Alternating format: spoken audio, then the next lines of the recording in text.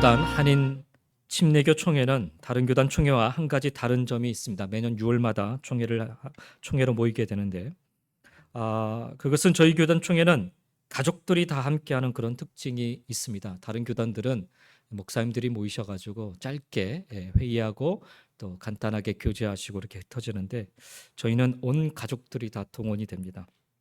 총회는 단순히 목사님들이 와서 회의하고 교제하는 데 그 목적이 있지 않고, 가족들이 다 함께 와서 매일마다 좋은 강사님들을 모시고 집회를 갖고, 특별히 목회자 자녀들끼리는 여름 수련회와 같은 그런 프로그램을 통해서 자녀들끼리 함께 시간을 보내는 자리를 마련해 주고 있습니다. 그래서 매년 총회에 참석하는 목회자 자녀들이 점점 늘어가는 추세입니다. 금년에는 그동안 이 프로그램을 통해 자라왔던 목회자 자녀들이, 그러니까 선배들이죠, 성년이 되어서 다시 찾아와 자신들의 후배들을 격려하고 축복하는 홈커밍 데이의 시간을 가졌습니다. 그래서 평소보다 상당히 많은 숫자들이 모였습니다. 그 중에 어떤 이는 이제 졸업을 하고 직장을 갖고 그런 어떤 이는 열심히 돈을 벌어서 장학금으로 후배 목사님 자녀들에게 전달하기도 하였고요. 또 어떤 이는 아이들을 위해서 피자 300인분인가요? 300개인가요? 하여튼 뭐 그렇게 300판인가요? 이렇게 해서 엄청나게 많은 양의 피자를 주문해서 어린 후배 아이들을 한 끼 배부르게 먹이기도 하였다는 얘기를 제가 들었습니다. 그리고 어떤 사람들은 아이들 프로그램을 위해서 카운슬러로 자원하여서 3박 4일 내내 아이들 곁을 지키기도 하였습니다.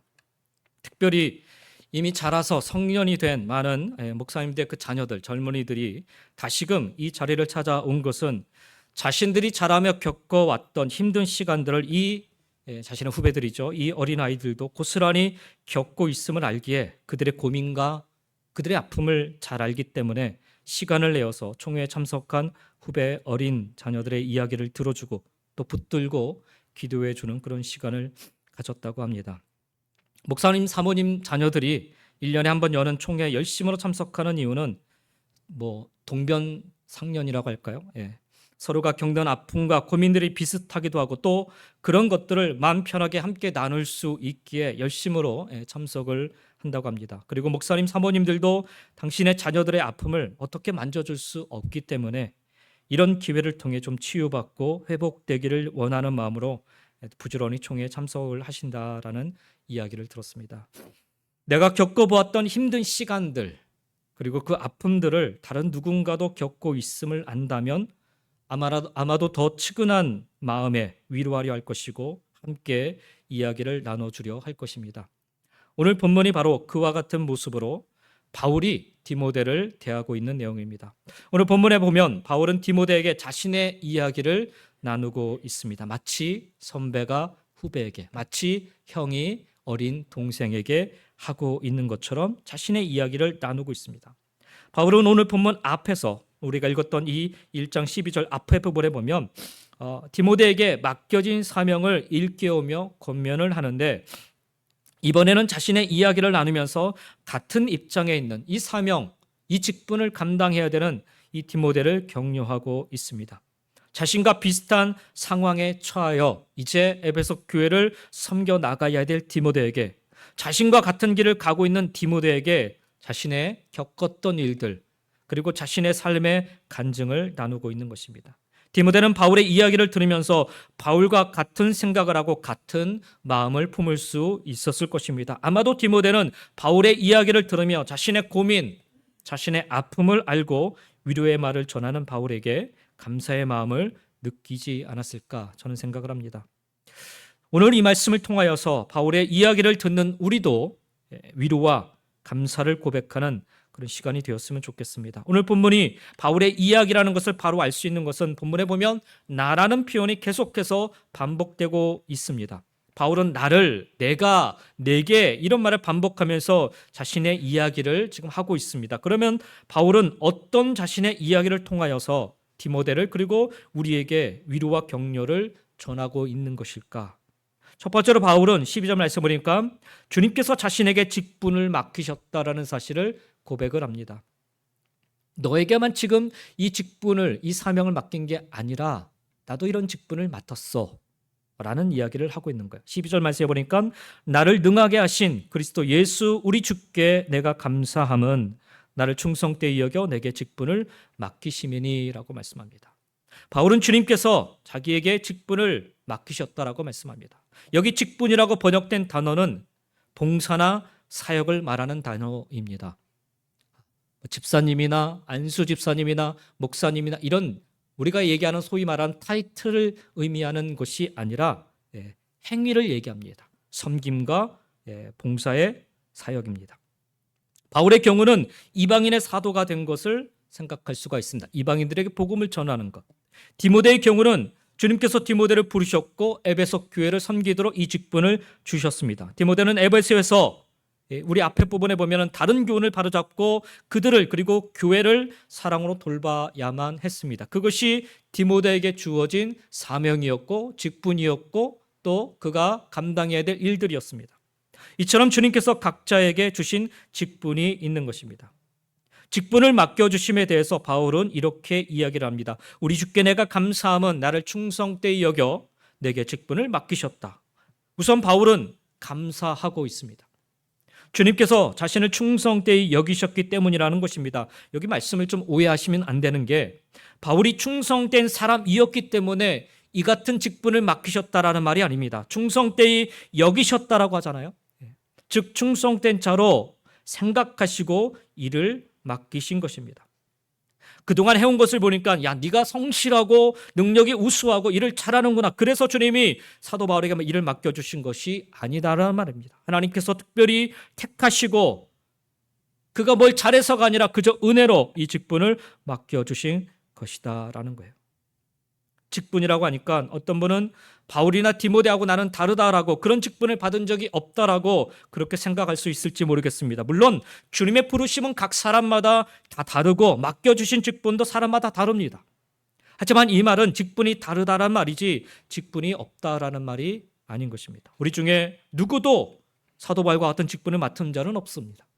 하지만 우리 모두는 사도 바울처럼 복음을 전하는 직분을 다 받은 자입니다. 뿐만 아니라 우리 모두는 디모데처럼 교회를 돌보는 일을 맡은 자들입니다. 복음을 전하는 직분에 대해서 무척이나 어렵게 생각하시는 분들이 계실 줄 압니다. 복음을 전하는 것은 초대교회에서 보면 증인의 삶으로 여겼습니다. 예수를 믿는 증인의 삶을 사는 것, 그것이 곧 복음을 증거하는 직분의 삶이었던 것입니다. 복음을 체계적으로 가르치는 것과는 조금 다른 차원의 일입니다. 따라서 우리가 예수를 믿는다고 한다면 우리는 예수 믿는 삶을 살면 되는 것입니다. 그것이 직분을 감당하는 것입니다. 그것이 아무도 모르게 비밀 첩보 요한처럼 예수를 믿는 것이 아니라 세상에 그리고 모든 사람들에게 내가 예수 믿는다는 것을 대놓고 드러내는 삶을 살면 되는 것이었습니다. 그래서 초대교회에서는 믿음의 행위가 무척이나 중요했던 것입니다. 그리고 예수를 믿는 많은 사람들의 그 믿음의 삶을 통해 세상은 그리스도인이라 인정을 하고 그들이 믿는 예수에 대해서 관심을 갖기 시작했습니다. 그리고 그분을 알기를 원하여 믿음의 공동체로 나오기 시작했고 사도들의 가르침을 통해서 하나님의 말씀을 통해서 구체적으로 예수가 누구인지를 알아가게 되었습니다. 그렇기 때문에 복음을 전하는 직분이라고 하는 것은 사실 예수 믿는 우리 모두에게 다 주어진 사명인 것입니다. 디모데와 같이 교회를 돌보는 직분도 마찬가지입니다. 성경은 예수 믿는 우리 모두를 가리켜서 예수 그리스도를 중심으로 한 유기적인 공동체라 표현합니다. 에베소서 1장 22절 23절 말씀에 보면 만물을 그의 발 아래 복종하게 하시고 그를 만물 위에 교회의 머리로 삼으셨느니라. 교회는 그의 몸이니 만물 안에서 만물을 충만하게 하시는 이의 충만함이니라 라고 말씀하고 있습니다. 예수 그리스도를 중심으로 서로가 서로를 각자의 자리에서 돌보는 역할을 하게끔 만드셨다라는 거예요. 디모데는 목회자의 자리에서, 감독이나 장로나 집사들은 자신들의 자리에서, 당시 교회에서 특별한 구제 사역을 감당하였던 참 과부들은 자신들의 자리에서 등 서로 각자의 자리에서 서로의 역할을 통해 교회를 사랑하고 돌보는 직분을 감당하였던 것입니다. 그러니 디모데와 같은 목회자만이, 직분자만이 교회를 돌보는 직분을 감당하는 것이 아니라 우리 모두가 다 예수 그리스도를 중심으로 교회를 그리고 성도들을 그리고 공동체를 돌보는 일을 맡은 자들이라는 것입니다. 각자의 할 수 있는 분량과 실제로 어떻게 적용할 수 있는지는 조금 다르겠지만 하나님이 나를 부르셔서 구원하셨다라는 것이 분명하다면 그분이 나에게 주님의 일을 맡겨 주셨다라는 것은 분명한 사실인 것입니다. 여러분은 구원을 선물로 받으셨습니까? 그렇다면 여러분은 단 한 사람도 제외가 없이 직분도 주님의 일도 함께 받으신 것입니다. 그래서 우리가 할 일은 감사함으로 그 일을 충성되게 감당하는 것입니다. 나는 구원만 받고 직분은 안 받을래, 사명은 감당하지 않을래, 이럴 수 없다라는 거예요. 주님은 쓸모없는 자를 구원하셔서 주님의 일에 쓸모 있게 만드신다라는 것입니다. 어느 목사님이 상가 지하실에서 개척을 하셨는데 무려 7년 동안 성도 한 사람이 안 오더랍니다. 그렇게 사모님과 단둘이서 매일 새벽 제단을 쌓으시며 개척교회를 인도해 오셨다고 합니다. 목사님은 강백상 밑에 사모님이 앉아 계시기 때문에 그 어려운 시간을 버티셨다고 합니다. 사모님은 나라도 이 자리를 지켜야 하지 않나 하는 마음에 1년 365일을 그 강대상 밑에 앉으셔서 남편 되시는 목사님의 설교를 들으시며 남편 목사님과 함께 부르짖으며 기도하셨다고 합니다. 그 순간 사모님의 직분은 강대상 밑에 앉아 계시는 것이었을 것입니다. 그때 사모님의 직분은 남편 목사님이 강단에서 엎드려 기도하실 때 그 밑에서 같이 기도하는 것이었을 것입니다. 다시 말하면 그 자리를 함께 지키는 것이 사모님의 직분이었다는 거죠. 무려 7년 동안. 7년이 지난 어느 시점에 한 성도 오기 시작하더니 지금은 많은 성도님들과 함께 하나님의 교회를 잘 섬기고 계시다라는 이야기를 제가 들었습니다. 여러분, 직분이란 게 남다른 게 아닙니다. 어떤 특정한 일이 아닙니다. 그저 그 자리를 지키며 앉아 계시는 것. 그것도 성도로서 직분을 감당하는 것이 될 수 있음을 말씀드리고 싶은 것입니다. 제 아들 근원이가 뉴저지에서 교회를 섬기고 있습니다. 얼마 전에 교회 멤버십 과정을 밟게 되었는데 멤버십 과정을 거의 다 끝날 때쯤 돼서 전화가 왔어요. 아빠, 멤버십 끝나면 교회에서 섬겨야 된대요. 뭘 섬길까요? 그러더라고요. 제가 그 얘기를 듣자마자 바로 해줬던 말은 청소부터 해라. 제가 그랬습니다. 그 직분이 있는지 모르겠지만은 교회에서 뭐 네가 다른 거 할 거 없고 청소해라. 근데 멤버십 과정 다 끝나고 나서 목사님이 물으시더래요. 교회 이렇게 여러 가지 섬기는 것들이 있는데 뭘 할래? 라고 물으니까 자기가 보니까 진짜로 청소하는 게 있더래요. 그래서 주저하지 않고 청소하겠습니다. 라고 그렇게 했다고 합니다. 목사님이 되게 좋아하셨다고 얘기를 들었습니다. 뭐 젊은 청년이 뭐 찬양팀도 할 수 있고 뭐 다른 여러 가지 봉사할 수 있는 일이 있는데 주저함 없이 그냥 청소한다고 하니까 얼마 기뻐하셨던 것 같아요. 청소하는 일이 뭐 대단한 일일까라고 생각하실지 모르겠지만 저는 제 아들에게 그렇게 가르쳤습니다. 그것이 하나님을 섬기는 일의 가장 기본이다. 라고. 하나님의 교회를 사랑할 줄 아는 것, 그리고 하나님의 성도들을 섬길 줄 아는 것이 바로 감당할 수 있는 가장 기본적인 직분이다라고 제 아들에게 그것을 가르쳐 주었습니다. 여러분, 중요한 것은 이것입니다. 주님이 나에게 직분을 맡겨 주셨다라는 것. 그것도 충성되이 여기사, 충성되었기 때문 아니라 충성되이 여기사 나에게 직분을 맡기셨다라는 것. 그리고 그 직분을 감당할 수 있도록 사도 바울은 그렇게 얘기해요. 나를 능하게 하셨다. 지금도 그 능력으로 함께 하고 계시다라는 사실입니다. 처음부터 사도 바울이 능력이 있어서가 아니라 나를 충성되이 여겨주셨고 나를 능하게 해주셨기 때문에 내가 이 직분을 감당한다라는 고백을 드리고 있는 것입니다. 우리는 때때로 맡겨진 일을 감당하기에 내가 너무 부족하고 잘할 수 없을 것 같아서 두려움이 앞설 때가 있습니다. 그럴 때 우리가 잊지 말아야 되는 것이 있습니다. 바울이 주님에 대해서 그렇게 고백하고 있는 것처럼 나를 능하게 하신 그리스도 예수 때문입니다. 주님께서 나를 능하게 하셔서 그 직분을 감당할 수 있는 능력을 주시는 거예요. 주님께서 맡기신 일이라면 주님이 그 일을 감당할 수 있는 능력도 주십니다. 주님은 일만 맡기고 끝내버리는, 다른 것들을 모른 척 하시는 분이 아니시다는 거예요. 과정을 무시하고 결과만 그저 기다리는 분이 아니시라는 것입니다. 우리의 체질을 아시고 우리의 연약함과 모든 상황을 잘 알고 계십니다. 필요한 자원과 능력을 함께 공급하셔서 그 일을 이루게 하시는 분이십니다. 그래서 우리가 맡은 일에 대해서 감사함으로 충성할 수 있게 되는 것입니다. 아까 제가 자리를 지키는 것도 직분이고 사명 감당이라 말씀드렸는데요. 사실 여러분, 죄송스러운 말씀이지만 건강치 못하면 지금 이 자리에 나와 예배 드리는 것도 어렵습니다. 주님께서 건강함을 주셨기 때문에 우리는 이 자리에 나와 예배를 드릴 수 있는 것입니다. 그러니 감사할 수 있어야 하지 않겠습니까?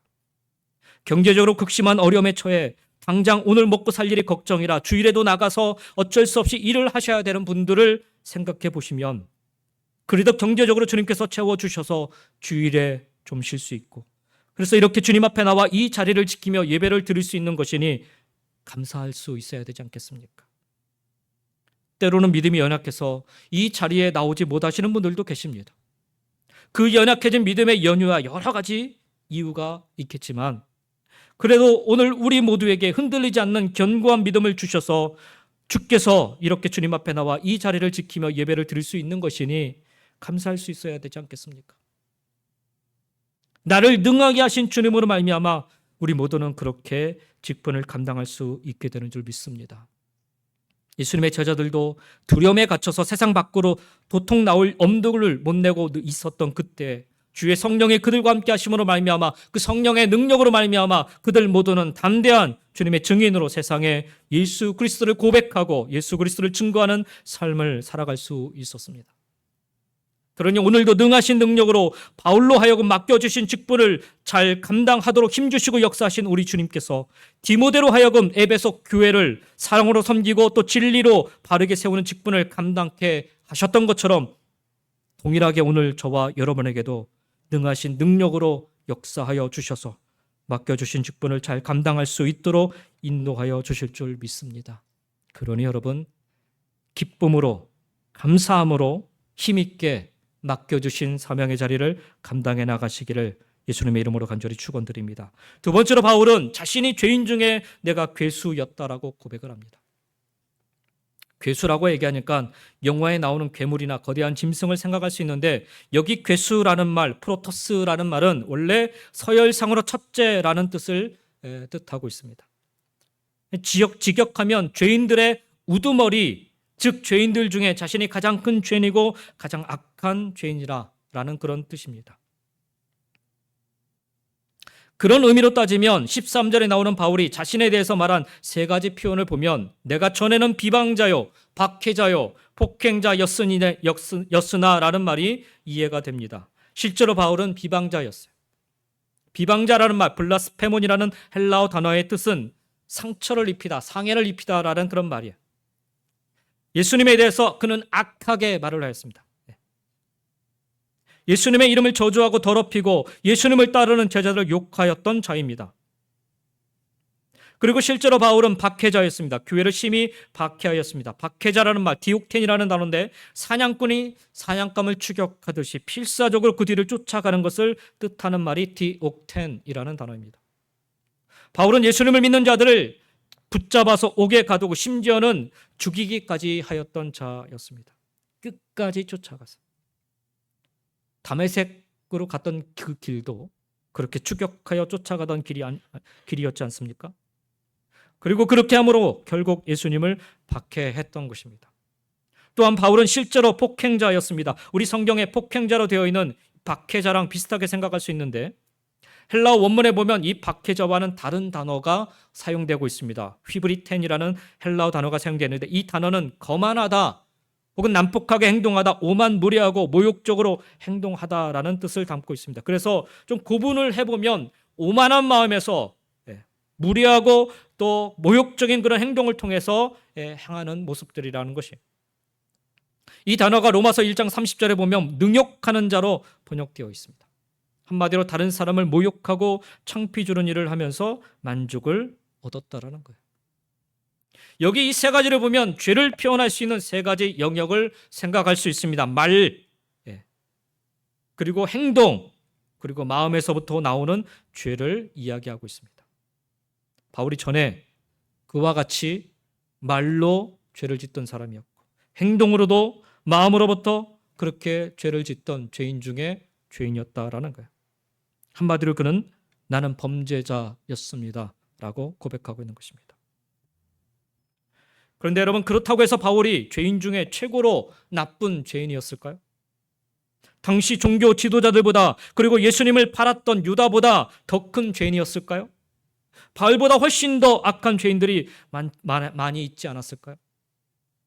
게다가 죄인 중에 내가 괴수라는 이 고백은 현재를 말하고 있는 것입니다. 비방자였고 박해자였고 폭행자처럼 이전에 내가 그런 사람이었다라고 고백을 하고 있는 것이 아닙니다. 죄인 중에 내가 괴수였습니다라고 표현하고 있는 것이 아니라 내가 왕년에 주님 모를 때 죄인 중에는 나를 따라올 자가 없었습니다. 내가 최악이었습니다. 이런 옛날 일을 추억하는 말이 아니라는 말이에요. 바울은 여전히 지금도 자신이 죄인 중에 가장 으뜸이라고 이야기를 하고 있는 것입니다. 그렇다면 여러분, 바울의 이 고백을 우리는 어떻게 받아들여야 할까요? 바울이 당시 사람들의 죄들을 다 분석하고 나서 보니까 나보다 더 악한 사람은, 나보다 더 악한 죄인은 없습니다. 내가 이번에도 최고입니다. 이런 의미로 이야기를 하고 있는 것일까요? 바울이 하나님이 아니고서야 어떻게 다른 사람들의 죄를 다 알 수 있겠습니까? 그럴 수 없죠. 상식적으로 생각해 보면 우리는 바울의 이 고백을 곧이곧대로 받아들이기는 좀 어려울 것 같습니다. 그러면 바울은 단순히 과장해서 지금 이 표현을 좀 하고 있는 것일까요? 실제로는 아닌데 겸손하게 자기 자신을 표현하고 있는 것일까요? 물론 그렇게 보는 사람도 있습니다. 근데 여러분, 우리가 생각할 수 있는 것은 우리가 성령님의 역사로 내 죄를 깨달았을 때 나는 하나님과의 관계 속에서 죄를 깨닫고 그 죄의 심각성을 비로소 알게 된다는 거예요. 우리가 그렇게 죄를 깨닫게 되었을 때 자연스러운 반응은 다른 사람의 죄와 비교하지 않는다라는 거예요. 하나님 앞에서 내가 범한 범죄에 대해서 철저하게 잘못을 인정하게 된다라는 거예요. 그래서 그 순간 성령님의 역사로 말미암아 내가 죄를 깨달았을 때 그 순간 나의 죄가 너무나도 크고 무겁기 때문에 그 어떤 죄인보다도 내가 더 큰 죄인이라고 자연스럽게 고백하게 되는 것입니다. 하나님 앞에서 나의 죄에 대해서 처절하게 인정하게 되면 내가 죄인 중에 괴수라는 고백이 자연스럽게 흘러나올 수밖에 없게 되는 것입니다. 성령님의 역사하셔서 우리가 나 자신의 죄를 직면하게 되면 나는 세상의 그 어떤 죄인보다 가장 악한 죄인임을 깨닫게 되는 것입니다. 주님, 저는 정말 형편없는 죄인입니다. 다른 사람이 아니라 제가 그토록 악한 자입니다. 죄인 중에 괴수입니다. 무슨 말씀을 드리냐면 사도 바울은 지금 자기가 하나님 앞에 얼마나 큰 죄인인지를 고백하고 있는 것입니다. 과거에만 그런 삶을 살았던 것이 아니라 지금도 나는 하나님 앞에 이와 같은 죄인의 삶을 산다 고백하는 거예요. 자기 죄를 알기 때문이죠. 근데 우리가 나의 죄를 깨닫지 못하면 바리새인처럼 기도하게 됩니다. 하나님이여, 나는 저 사람들보다, 나는 다른 사람들 이 세리와도 같지 아니함을 감사하나이다. 이렇게 고백해. 하지만 우리가 나의 죄를 깨닫게 되면 세리처럼 가슴을 치며 기도할 수밖에 없습니다. 하나님이여, 불쌍히 여기소서. 나는 죄인으로서이다. 우리는 다른 사람과 비교해서 내가 더 낫다라고 생각할 수 있습니다. 하지만 바울이 그랬던 것처럼 나의 죄를 깨달아 다른 사람과 비교할 수 없을 정도로 철저하게 낮아질 수도 있습니다. 욥기서의 말씀을 보면 욥이 당한 고난을 이해하는 것도 어렵지만 욥의 고난에 대해 욥과 그의 친구들이 벌이는 논쟁을 이해하는 건 역시 참 어렵습니다. 여담이지만 욥기서를 우리는 주로 욥이 당한 고난에 초점을 맞추어 이해하려고 합니다. 그런데 여러분, 욥기서를 보면요, 욥이 당한 고난은 욥기서 1장, 2장에만 기록되어 있어요. 그 이후 3장부터 욥기서 거의 끝까지 37장까지는 욥과 그의 친구들이 욥이 당한 고난에 대해서 끊임없이 논쟁을 벌이는 그 이야기로 가득 차 있습니다.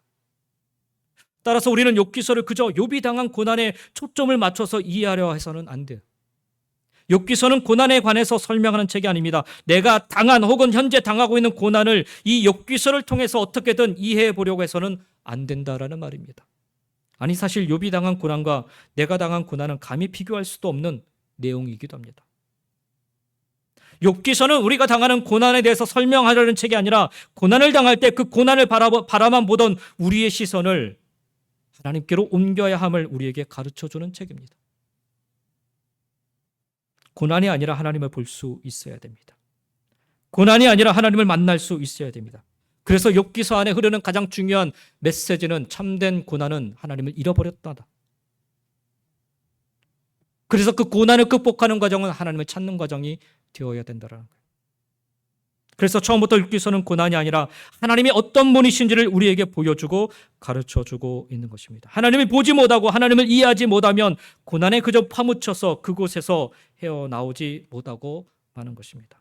욥이 당한 고난에 대해서 그의 세 친구들인 엘리바스, 비라, 소발이 그를 위로하기 위해서 찾아와서 하는 말이, 야, 네가 뭔가 잘못한 것이 있기 때문에 이런 고난이 너에게 찾아온 것이 아니냐, 이렇게 이야기를 합니다.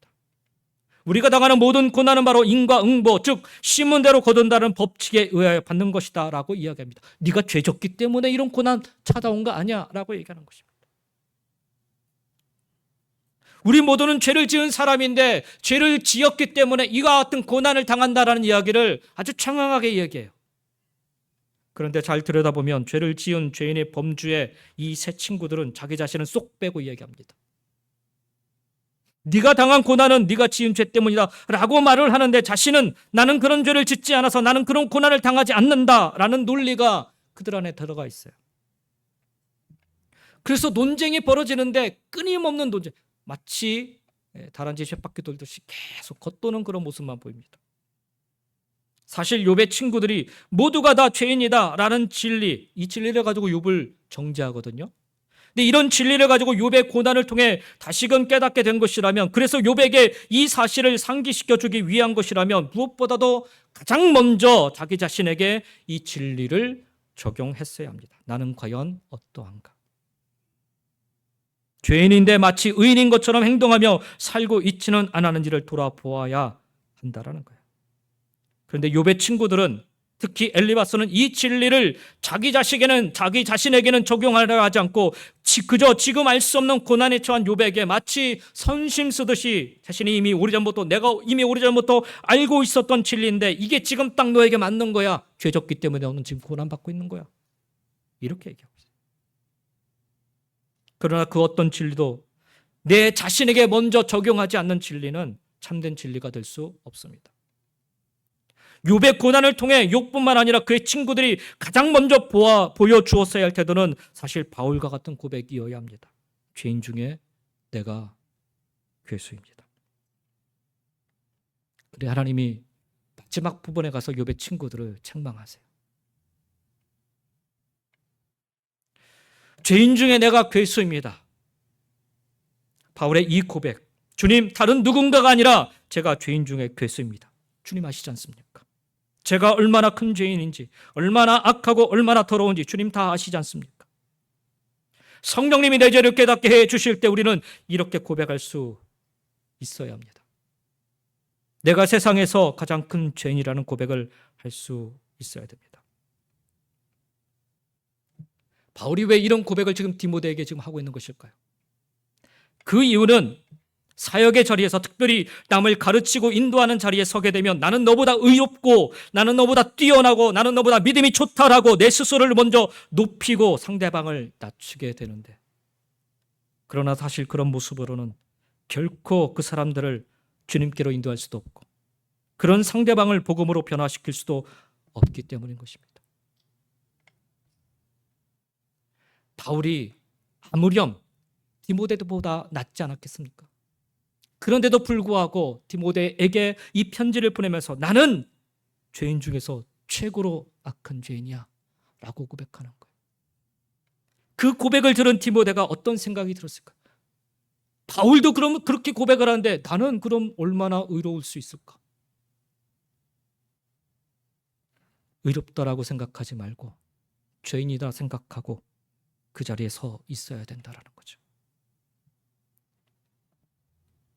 상대방보다 내가 더 부족한 죄인임을 깨달아야, 그럼에도 불구하고 내게 주신 하나님의 은혜, 주님의 사랑이 너무도 크기에 그저 빚진 마음으로, 빚진 자의 마음으로 한 영혼을 섬길 수 있기 때문입니다.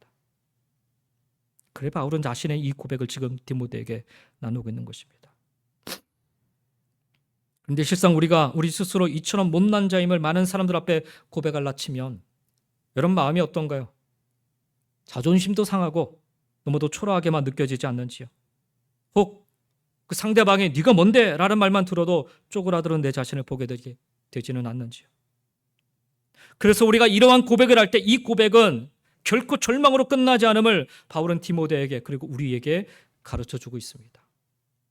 아니 오히려 이 같은 고백은 우리에게 소망을 주고 우리를 구원으로 인도합니다. 왜냐하면 뒤따라 나오는 그러나라는 것이 있기 때문입니다. 15절 말씀을 보시면 죄인 중에 괴수로 끝나지만 그것으로 끝이 아니라 16절에 그러나로 이어집니다. 16절 말씀을 다시 한번 보시겠습니다.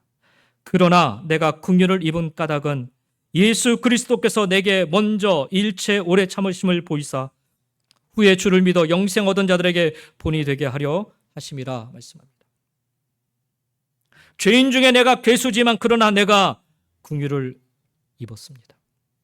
내가 전에는 비방자였고 박해자였고 폭행자였으나 도리어 긍휼을 입었습니다. 죄인이었던 내가 도리어 죄인 중에 최고였던 내가 그러나 주님의 긍휼을 입었습니다. 그래서 오늘도 우리 주님은 오래 참아주십니다. 그리고 훗날 우리 모두를 믿는 자들 앞에 세우사 본이 되게 하여 주실 것입니다. 이것이 겸손히 주님 앞에 죄인 중에 최고의 죄인임을 고백하는 자에게 베풀어 주시는 하나님의 긍휼의 축복입니다. 죄인 중에 최고의 죄인임을 겸손히 회개하시며 고백하는 우리 모두에게도 우리 주님께서 허락하여 주시는 그러나의 긍휼이 함께 하시기를, 이 긍휼의 축복이 우리 모두에게 임하기를 예수님의 이름으로 간절히 축원드립니다. 세 번째로 바울은 우리 주의 은혜가 넘치도록 풍성하였다라고 고백을 합니다. 14절에 그러죠. 우리 주의 은혜가 그리스도 예수 안에 있는 믿음과 사랑과 함께 넘치도록 풍성하였다. 사실 인간적으로 보면 예수님을 만나기 전 바울에게는 희망이 전혀 없었습니다. 바울은 예수님과 예수님을 따르는 제자들에 대한 적대심으로 가득했고 교회 공동체에 크나큰 해를 끼쳤던 자였습니다. 하지만 그런 바울을 향하여서 주님의 은혜는 오히려 넘치도록 풍성하였습니다. 비가 많이 와서 물이 넘치는 모습을 여러분 한번 생각해 보시기 바랍니다. 지난주에 텍사스, 그리고 지난주에는 뉴멕시코에서 갑작스럽게 비가 많이 쏟아부어서 곳곳에 물이 잠기는 장면들을 우리는 뉴스를 통해 보았습니다. 물이 넘치면 강이 범람하고 모든 것이 물에 잠깁니다. 물이 넘치면 그 모든 것을 쓸어버립니다. 은혜도 그러합니다. 다른 것이 있다면 물이 넘치면 큰 재앙이 되지만 은혜가 넘치면 큰 축복이 됩니다. 은혜라는 강물이 넘치면 모든 죄와 모든 악한 것과 모든 거짓된 것을 쓸어버립니다. 넘치는 은혜가 그 모든 것을 덮어버립니다. 그래서 은혜가 넘치는 곳에는 믿음과 사랑이 피어나는 것입니다. 우리 주의 은혜가 그리스도 예수 안에 있는 믿음과 사랑과 함께 넘치도록 풍성하였다라고 바울이 그래서 고백하고 있는 것입니다. 넘치는 은혜는 불신으로 가득 찼던 마음에 믿음을 채워주고요. 넘치는 은혜는 미움으로 가득 찼던 마음에 사랑을 채워줍니다. 바울은 디모데에게 그리고 우리 모두에게 이렇게 말을 하고 있는 것입니다. 주님께서는 비방자였고 박해자였고 폭행자였던 나에게, 죄인 중에 괴수였던 나에게, 나 같은 사람에게 은혜를 넘치도록 가득 부어주셨습니다. 그러니 주님의 은혜에 미치지 못할 사람은, 그리고 세상은 없는 것입니다. 아니 교회를 비방하고 박해하고 폭행하던 자가 어떻게 교회를 위해 생명을 다 바칠 수 있었겠는지요? 어떻게 잃어버린 영혼들을 위해 그의 온몸을, 그의 전생애를 다 바칠 수 있었겠는지요? 은혜가 그를 덮어버렸기 때문인 것입니다.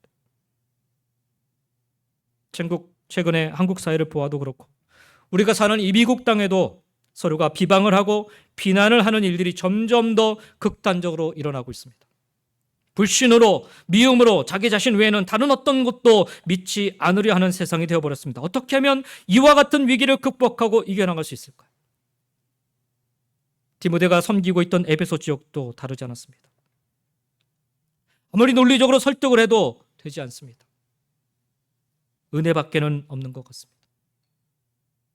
우리 삶에 위로부터 부어지는 은혜로 넘쳐 흐를 때, 그 은혜가 나를 덮을 때 우리는 비로소 내가 아니라 하나님이 보이게 되고, 다른 사람들의 허물이 아니라 하나님의 긍휼하심이 보이게 될 것입니다. 은혜 아니면 안 되는 거예요. 넘치는 은혜야말로 불신으로 가득 찼던 우리의 마음에 믿음을 채워줄 수 있고요. 넘치는 은혜야말로 미움으로 가득 찼던 우리의 마음에 사랑을 채워줄 수 있는 것입니다. 14절에 우리 주의 은혜가 그리스도 예수 안에 있는 믿음과 사랑과 함께 넘치도록 풍성하였다라는 이 고백, 여러분 공감하시겠는지요? 이 고백 안에는 주님이 얼마나 오래 참으시는지, 주님이 얼마나 자비하신지, 주님이 얼마나 긍휼이 많으신지, 주님의 은혜가 얼마나 놀라운지, 바울이 고백했던 것처럼 우리도 그러한 고백을 하나님 앞에 드릴 수 있었으면 좋겠습니다. 나도 그러합니다. 나에게 주님의 은혜가 넘칩니다. 주님, 제가 지금 살아가는 제 모습은 참 보잘것없고 부끄럽지만 제게 은혜를 부어주시옵소서. 다 덮어주시옵소서. 주님의 은혜가 내게 넘치므로 그 은혜만을 나누고 전하는 삶을 살게 하여 주시옵소서. 디모데에게 이 고백을 하고 있는 이유는, 디모데야, 네 모습 그대로는 어느 사람 앞에서도 당당하게 복음을 전할 수 없어. 그러나 하나님의 은혜로 충만하면 다 되는 거야. 나도 그랬어. 이 고백을 나누고 있는 것입니다. 이 은혜 안에 거하게 될 때 우리는 비로소 하나님이 기뻐하시는 삶을 살아갈 수 있다라는 거예요. 나도 그러합니다. 나에게 주님의 은혜가 넘칩니다. 주님의 은혜에 대해서 내가 증인입니다. 내가 살아갈 수 있는 증거입니다. 나 같은 죄인을 불쌍히 여기시고 구원하셔서 주님의 일을 맡기신 것을 보면 그 은혜가 어떠한지 알 수 있습니다. 이와 같은 증거하는 삶, 15절에 보니까 그 삶에 이렇게 증거가 됩니다. 밑보다 모든 사람이 받을 만한 이 말이여, 그리스도 예수께서 죄인을 구원하시려고 세상에 임하셨도다 말씀합니다. 밑보다 이 말이여 라는 표현 성경에 총 5번 나오는데 5번 모두 목회 서신에서 나옵니다. 디모데 전서에서 3번, 디모데 후서에서 1번, 디도서에서 1번 나오는데, 이 관련된 문장 간결한 격언에 가까운 말로 정리가 되어 있습니다. 밑보다 이 말이여 라고 하면서 시작된 문장은 그래서 초대교회 찬송이나 믿음의 고백으로 사용되었습니다. 오늘 본문에 보면 처음으로 이 말이 나오는데 이후에 나오는 말은 복음을 요약하고 있는 말입니다. 예수님께서 죄인을 구하시려고 세상에 오셨다라는 것입니다. 예수님께서 죄인을 위해, 그 죄인을 구원하시기 위해 이 땅에 오셨습니다. 죄인을 사랑하셔서 죄인처럼 되셨고 죄인을 위해 생명을 내어주셨습니다. 죄인 중에 괴수인 나를 위해 주님께서 희생당하셨습니다 라는 말이 이 15절 안에 담겨져 있습니다. 예수님께서 하신 일을 생각할 때 그래서 우리는 한량없으신 주님의 은혜를 깨닫게 되는 것입니다. 그리고 결정적으로 주님의 은혜는 사람을 바꿉니다. 예수를 받게 했던 바울이 이 은혜로 말미암아, 이 복음으로 말미암아 예수를 전하는 자가 된 것이에요. 예수를 따르는 자를 핍박하며 옥에 가두던 자가 이 은혜로 말미암아, 이 복음으로 말미암아 예수를 따르는 자로 핍박을 당하고 옥에 갇히게 되었습니다. 주님의 은혜가 바울을 완전히 바꾼 것이죠. 사랑하는 성도 여러분, 주의 은혜를 받으셨는지요? 그렇다면 바울과 같이 바뀐 삶이 우리에게도 나타나야 합니다. 은혜는 받았다고 하면서 은혜 받아서 눈물을 흘리고 고백도 하는데 정작 삶이 하나도 안 바뀌어 살아가고 있다면 하나님의 은혜를 헛되이 하는 것입니다. 바울은 그 은혜로 변화되었고 바울은 그 은혜로 또 증인된 삶을 살아갔습니다. 바울은 디모데에게도 그 은혜로 말미암아 에베소 교회를 섬기고 영혼들을 섬길 수 있기를 소망하고 있는 것입니다. 그리고 디모데는 이 바울의 이 고백을 들으며 은혜가 중요하구나. 은혜만이 나를 바꾸고 은혜만이 이곳 에베소 교회 성도들을 변화시키는구나 라고 깨닫고 은혜 받은 자로 또 그리고 그 은혜를 흘려보내는 자로 살아가기를 소망을 합니다. 우리도 역시 그 은혜로 살아가고 있습니다. 그 은혜가 우리를 변화시키고 우리의 감사와 찬양이 되는 것입니다. 그리고 마지막으로 바울이 드리는 찬양이 우리의 찬양이 될 수 있는 것이에요. 17절에 바울이 그래서 찬양을 드리는 거예요. 바울은 자신의 이 짧은 이야기를 고백을 마무리하면서 찬양을 하지 않을 수 없었던 것입니다. 주님의 은혜를 생각하면 찬양은 자연스러운 결과인 것입니다. 17절에 그렇게 찬양하죠. 영원하신 왕 곧 썩지 아니하고 보이지 아니하고 홀로 하나이신 하나님께 존귀와 영광이 영원 무궁하도록 있을지어다. 아멘. 은혜 받은 자의 그 끝은 항상 하나님께 찬양, 하나님께 영광이어야 합니다. 은혜 받았다고 하면서 내 자랑, 내 이야기만 늘어놓아서는 안 됩니다. 하나님께 찬양, 하나님께 감사, 하나님께 영광이어야 합니다.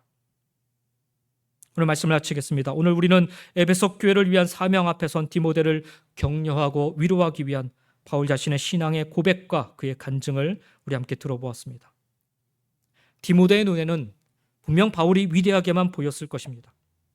그러나 바울 역시 누구보다 추악한 죄인 중에 죄인이었으며 그러나 하나님의 긍휼하심으로 주의 은혜로 이 직분을 감당할 수 있게 되었다는 사실을 고백하고 나누는 이 글을 통해 디모데는 참 힘을 얻을 수 있었을 것입니다. 나의 힘이 아니라, 나의 능력이 아니라, 나의 재능이 아니라 주님의 능력 때문이구나. 주님의 긍휼 때문이구나. 주님의 은혜 때문이구나. 디모데는 바울의 이 고백을 들으며 다시금 주님 앞으로 나아가 주의 은혜와 긍휼을 구함으로 힘을 얻고 바울처럼 그도 에베소 교회를 위한 사명을 감당하게 됩니다. 그리고 바울처럼 디모데도 자신의 삶으로 이 신앙을 고백하며 살아가게 됩니다. 에베소 교회가 무너지지 않고 굳게 서 있을 수 있었던 것이 바로 그 증거인 것입니다. 그렇다면 오늘 우리도 사도 바울의 이 신앙 고백을 들으며 우리도 그와 같이 살기를 결단하고 우리 삶으로 이 고백을 증명하며 살았으면 좋겠습니다. 주님이 바울에게 하셨던 것처럼 주님이 나를 부르셔서 주님의 일을 맡겨주셨다. 그래서 나는 감사함으로 충성되게 주님의 일을 감당합니다라고 우리도 고백할 수 있기를 원합니다. 부름받은 자로서 감사함으로 충성됨으로 주님 앞에 서기를 원합니다. 바울이 주님 앞에서 자신에 대해서 죄인 중에 괴수라고 고백하였던 것처럼 나도 주님 앞에서 죄인 중에 괴수입니다라고 우리도 고백할 수 있기를 원합니다. 고백하며 살아가는 길만이 넘어지지 않는 길입니다. 주님께서 나 같은 죄인에게 긍휼을 베풀어 주셨습니다. 은혜를 넘치도록 풍성히 베풀어 주셨습니다. 그래서 나는 그 은혜에 감사하며 주님을 위해 살겠습니다. 오늘 나의 입술로 주님을 찬양하며 오늘 나의 삶으로 주님을 높이며 살아가겠습니다. 라고 우리도 고백할 수 있기를 원합니다. 오늘 말씀 속의 바울의 고백, 디모데는 바울의 고백처럼 살았습니다. 저도 여러분도 이 바울의 고백처럼 살아갈 수 있기를 간절히 소망합니다. 아니, 고백으로 끝나지 마시고요. 순종으로 이루며 살아가시기 바랍니다. 더 주님을 위해 사시고, 더 주님을 위해 충성하시고, 더 주님을 닮도록 노력하시고, 더 주님을 사랑하도록 수고하시기 바랍니다. 바울의 고백과 간증이 디모데의 고백과 간증을 넘어 저와 여러분의 고백과 간증이 되기를, 그리하여 우리의 삶이 바뀌고 변화되기를, 그리하여 우리의 삶이 바뀌고 변화될 뿐만 아니라 우리의 가정과 우리의 공동체가 치유되고 건강하게 세워져 가기를, 그리고 무엇보다 하나님께 감사와 존귀와 영광을 돌리며 살아가는 저와 여러분 모두가 다 되시기를 예수님의 이름으로 간절히 축원드립니다. 기도하겠습니다.